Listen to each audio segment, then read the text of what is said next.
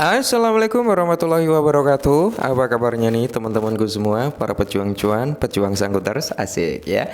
Semoga kalian dalam keadaan sehat semua dan saya doakan sukses semua buat kalian. Amin. Yang terpenting adalah semoga kita diberi umur panjang serta rezeki kita dilipat gandakan di tahun 2024 ini. Amin. Tidak luput ya teman-teman ya, secangkir kopi harus selalu ada buat menemani kesempatan di pertemuan kali ini teman-teman ya. Semoga saja pertemuan kali ini teman-teman ya kalian dalam kondisi yang mungkin udah sedikit profit, udah sedikit cuan karena market udah mulai menunjukkan tanda-tanda untuk rebound kembali gitu teman-teman. Harapan dari saya seperti itu ya, semoga kalian menjadi orang sukses semua. Dan kalau kita lihat untuk kinerja dari beberapa altcoin kan sedikit-sedikit udah mulai rebound lah ya, seperti Bitcoin, Ethereum ya kan, BNB, Solana ya kan, XRP, Toncoin, Dogecoin, Cardano teman-teman ya, Shiba Inu lumayan nih, Shiba sekitar 7%-an ya kan, Avalanche, Tron ya teman-teman, dan masih banyak lagi altcoin lainnya kalau kita sebut karena di sini sekitar 2 juta lebih lah ya untuk altcoin ini teman-teman ya. Dan mayoritas sudah mulai sedikit-sedikit mengalami rebound. Nah, sesuai permintaan dari teman-teman ya, Bang tolong updatein tentang TokenFi lagi dong ya kan. Oke, kita update teman-teman ya tentang TokenFi karena ada beberapa informasi yang cukup menarik. Dimana kalau kita lihat bersama-sama untuk TokenFi sendiri, nah ini adalah TokenFi teman-teman, di mana proyek ini dikeluarkan oleh timnya Floki ya kalau nggak salah teman-teman, kalau salah mengkoreksi, kayaknya dikeluarkan dari timnya Floki ya.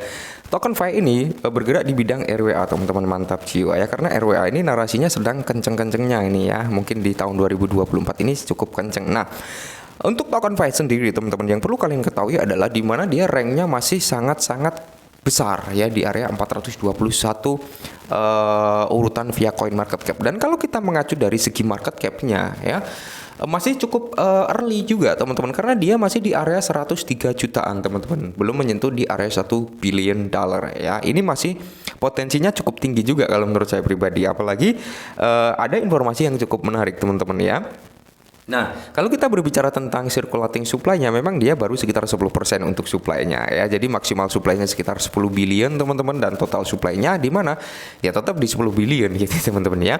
Nah, kenapa ini sangat menarik teman-teman? Karena potensi si TokenFi ini teman-teman, ketika RWA ini udah boom di kalangan kripto nanti teman-teman, maka dia berpotensi nih antara harga 1 sampai 2 atau 5 dolar itu possible ya buat si TokenFi ini teman-teman ya.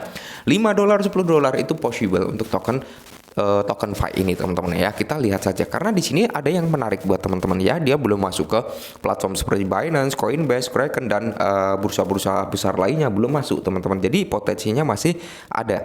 Nah, yang dimana teman-teman, perkiraan tokenisasi aset akan meroket pendapatan blockchain hingga 290 miliar dolar pada tahun 2030 ya. Mengapa ini bullish untuk TokenFi? Nah, mengapa ini bullish untuk TokenFi? Ini menarik teman-teman ya. Yang dimana teman-teman ya, kalau kita lihat bersama laporan baru-baru ini dari Global Data, sebuah perusahaan konsultan yang berbasis di London ya, memproyeksikan peningkatan pendapatan blockchain secara eksponensial. Berjudul penelitian tematik blockchain, laporan ini mengantisipasi peningkatan dari 12 miliar dolar yang dihasilkan pada tahun 2023 menjadi 290 miliar dolar pada akhir tahun 2023. Nah, berarti di tahun 2024, di tahun 2025 ya, tidak menutup kemungkinan jadi sekitar 20 sampai 30 miliar dolar ya. Ini bisa tercapai teman-teman, karena di area di tahun 2023 sekitar 12 miliar ya.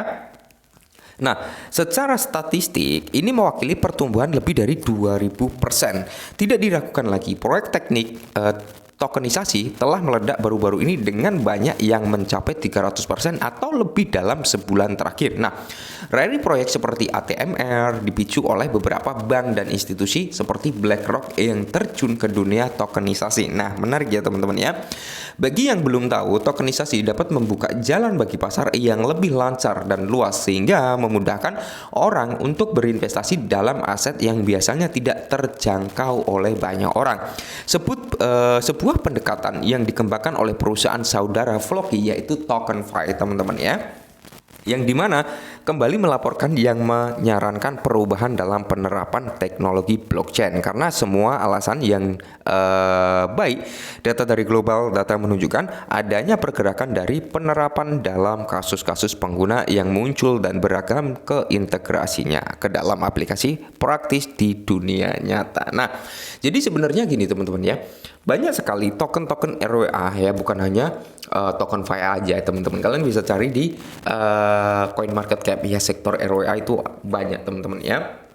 Seperti Ondo juga gitu teman-teman ya. Nah, akan tetapi kalian juga harus mengacu pada progresnya ya, dari segi komunitasnya juga, dari segi developernya. Apakah dia memang benar-benar pure aktif, apakah dia benar-benar serius untuk membangun proyeknya.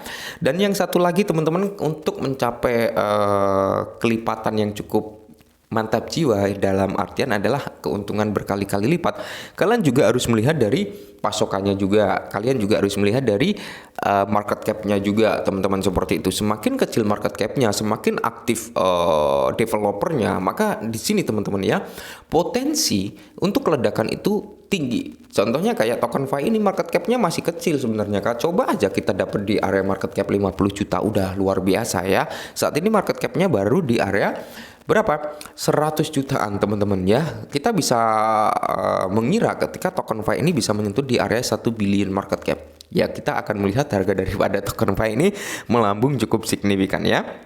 Nah, jadi di sini peningkatan efisiensi. Oke, tokenisasi berpotensi menyederhanakan sejumlah proses keuangan dengan mengubah aset menjadi token. Bank dapat melihat pengurangan signifikan dalam beban administrasi terkait pencatatan, penyimpanan, dan pengalihan kepemilikan aset. Proses digitalisasi lebih cepat dan menghemat waktu transaksi. Biaya transaksi lebih rendah ya teman-teman ya. Jadi biaya transaksi melalui token FI, ya bukan token FI ya, melalui sistem tokenisasi ini lebih rendah. Nah, aset yang diberikan oleh token lebih murah untuk diperdagangkan dan dikelola jika dibandingkan dengan metode tradisional gitu teman-teman ya. Jadi sebenarnya kita tahu sendirilah BlackRock ini udah mulai terjun ya teman-teman di dunia tokenisasi gitu teman-teman, yang mengakibatkan apa? Kita akan melihat teman-teman, kita akan melihat kinerja yang cukup bagus untuk token-token yang bergerak di bidang RWA nantinya. Contohnya kalau saya pribadi teman-teman ya, saya Ondo ada sedikit teman-teman, dan di sini token FI ada juga sedikit, nggak terlalu banyak. Setidaknya kalau dia nyentuh di area 2 sampai 3 dolar ya teman-teman, ya udah lebih dari cukup lah untuk saya pribadi teman-teman, karena saya nggak muluk-muluk wah harus cuan miliaran, harus cuan ratusan juta, enggak ya. Ketika kita udah mendapatkan cuan dari modal kita, semisal modal 1 juta udah jadi di area 20 juta, ya nggak ada salahnya kan kita ngambil 10 juta modal keluar, cuan dapat gitu loh ya. Oke, jadi mungkin ini dulu ya teman-teman, sedikit informasi tentang token FI, semoga sedikit membantu teman-teman ya. Ingat tetap disclaimer, segala sesuatu bisa terjadi, dan salam cuan.